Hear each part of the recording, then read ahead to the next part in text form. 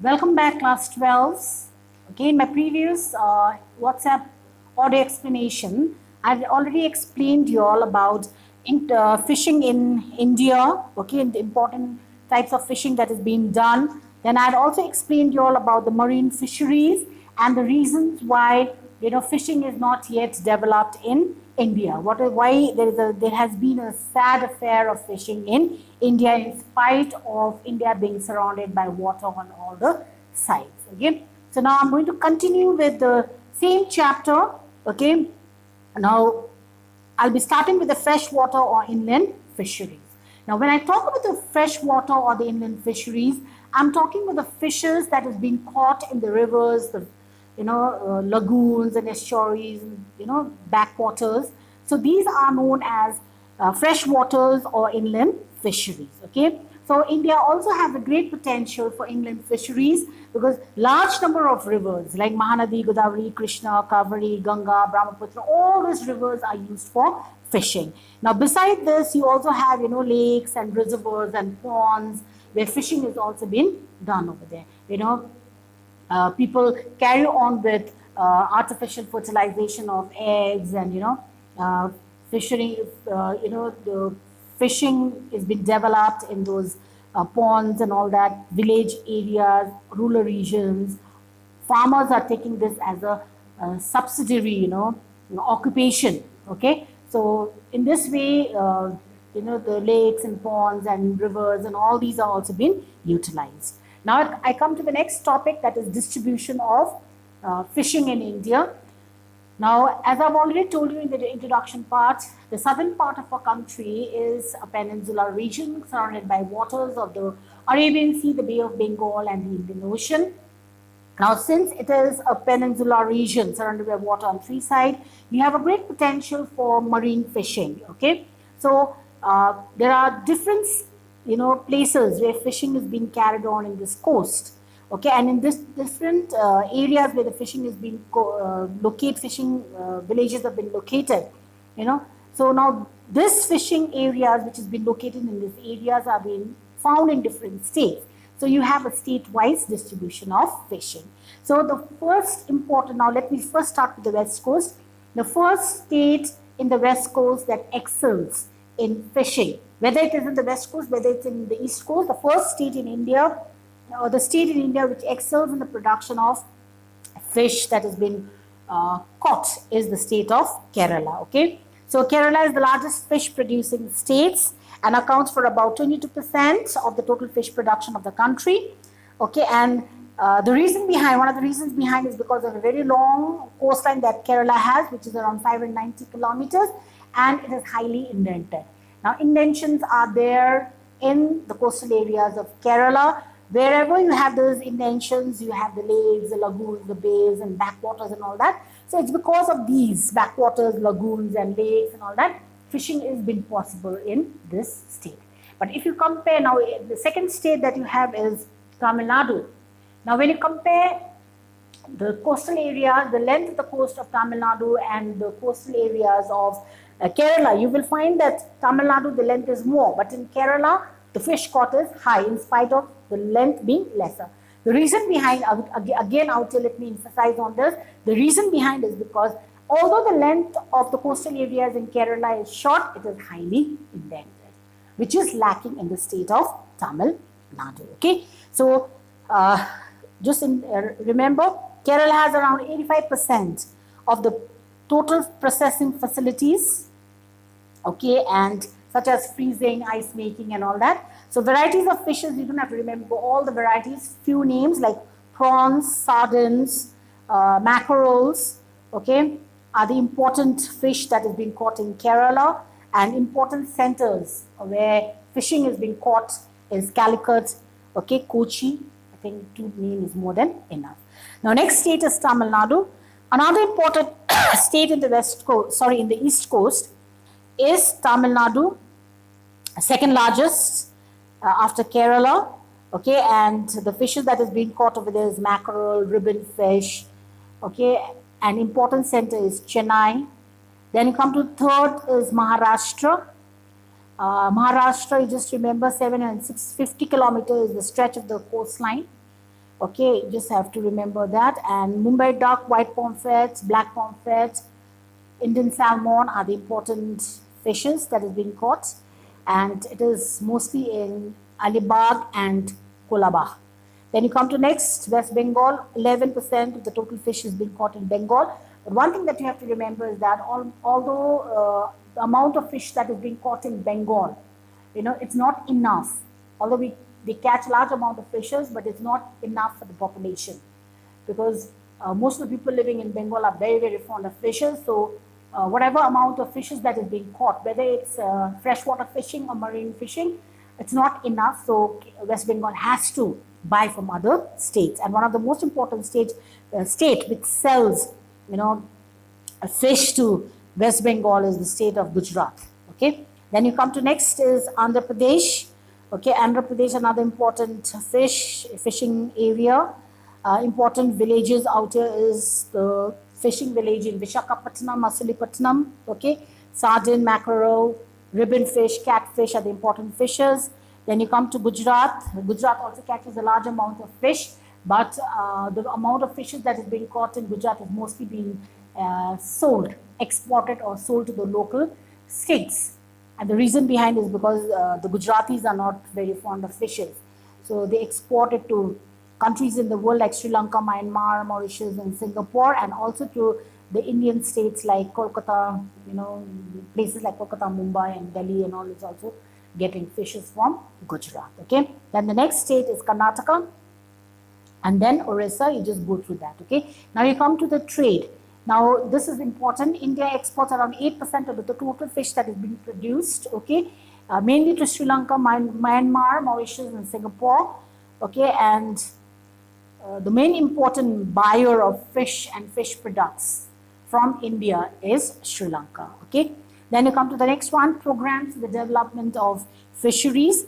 Now, just remember there are two important initiatives that have been taken by the government, that is FFDA, that is Farmers Development Agencies, and the other one is the National Program for Fish Seed Development. These are the two important agencies that have been working for the development of fishing in India, okay. And there are, besides this, a large number of, initiatives are also being taken by the government, especially for marine fisheries, in major 6 ports or the fishing harbors of our country like Kochi, Chennai, Visakhapatnam, Roychok, Paradeep, Sesson-Dock in Mumbai, okay. And they are being provided with all these facilities of, loading, uploading, and freezing and canning and all that, okay. So these are the important program that has been initiated for fishing in India. Now we come to fishing in Japan, okay.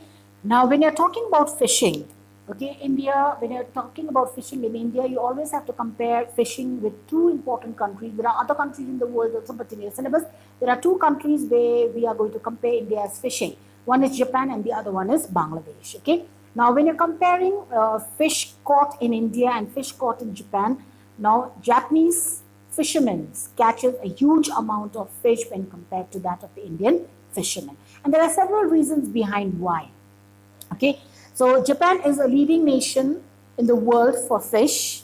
The country catches around 250 lakh tons of fish, which is nearly around 13.5% of the fish that has been caught in the world. Okay, and there are several reasons behind why fishing has really developed in Japan. The first important thing is that Japan is a country which has been dotted by a large number of fishing villages. Now remember, it's an island country, okay, made up of 4 major islands. There are hundreds of small islands, thousands of islands coming together, but the 4 major islands make up Japan. Now this, since it's an island country, it's been surrounded by water from all the sides. There are a large number of fishing villages there, more than 4,000. Second is, there are several safe ports which helps in fishing. Continental shelf are large, where it becomes a potential place for fishing. Next is, another plus point for Japan is that Japan has been located in an area where the cold current and the warm current meets.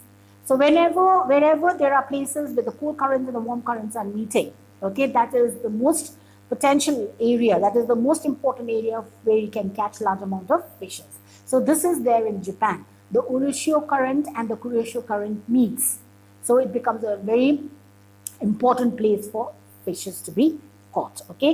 The next one is demand for fishes in Japan is very high when compared to that of agriculture. Having said that, agriculture has also been practiced, but they have more demand for fishes. Okay, Japanese people are very good navigators. They can really go deep into the sea. Like for example, in India, the fishermen cannot go deep into the sea. Okay, they can just go a few kilometers far to the sea because they don't have proper, mechanized boats. They don't have proper vessels to go to longer distances and all that. Okay, and they are not been well equipped with this. The vessels are not been well equipped. Okay, so it's because of that reason, they cannot go very, very far. Whereas Japanese people are very good navigators. They can really go deep into the waters because the ships and all are also very mechanized with latest technologies. Okay, and another one is there are big corporations and modernized ships and equipments which organizes fishing in Japan. Okay, so they are like floating, in Japan. It's the vessels that they make use of for fishing are like floating factories where the fishes are being caught, the cleaning, tanning, bottling, everything is being done inside the ship itself only. So by the time when the fishermen come back to the shore, the fishes are ready to be sold in the market. Okay, that's the reason behind why Japan excels in fishing.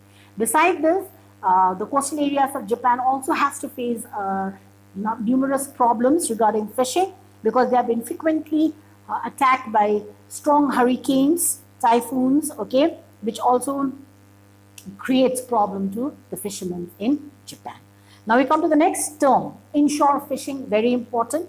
Inshore fishing is a fishing which is operating 5 to 8 kilometers away from the shore, okay, and the boats that is being used are much more smaller.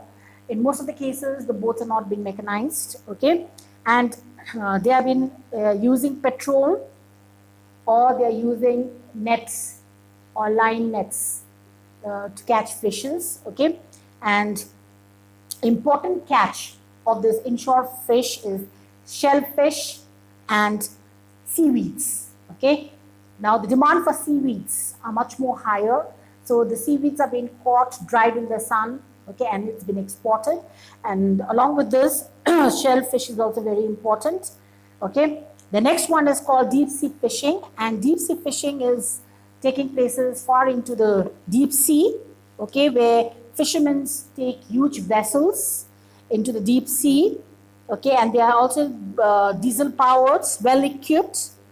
They are, trawlers, refrigerating plants. So those type of fishes are being caught. Vessels are being used, and they catch large amount of salmon, okay, crab. And then you come to the next one, that is fish farming. Fish farming is a new technology that is being used where agricultural fields or a paddy field is being cleared, flooded with water, and then they carry on fishing there. Okay, and it becomes a fish breeding ground. Okay, and the perch and larch are the varieties of fishes that is being breeded in this fish farming. Okay, so this also you have to remember. Then you come to the next topic, that is fishing in Bangladesh. Okay, now fishing in Bangladesh, you can write the same, fishing when you compare Bangladesh and India. Bangladesh is also not yet developed regarding fishing. In spite of it being surrounded by water, you have water through the Bay of Bengal. Okay, in spite of water being present in plenty, and the demand is also very high because Bengalis very fond of fishes over there. Bangladeshis are very, very fond of fishes there. But the demand, since the demand is also very high, but they are not being able to cope up with the demand. And the reason behind is the same problem as that of India. First of all, Bangladesh lies in a tropical region, so fishes cannot be kept for a longer period of time unless and until you have a proper refrigerating facilities and canning and freezing facilities and storage facilities. Secondly, it's been affected by cyclones that takes place in the Bay of Bengal. They are not very good navigators. The vessel that is being used is not being modernized. Okay, they don't have a proper landing, storing, canning, freezing facilities there in Bangladesh. Same problem as that of India. Okay, but one thing that you have to remember is that demand for fish is not very high in Bangladesh because the people are not vegetarians like the Indians. Okay, so that is fishing in Bangladesh. Thank you.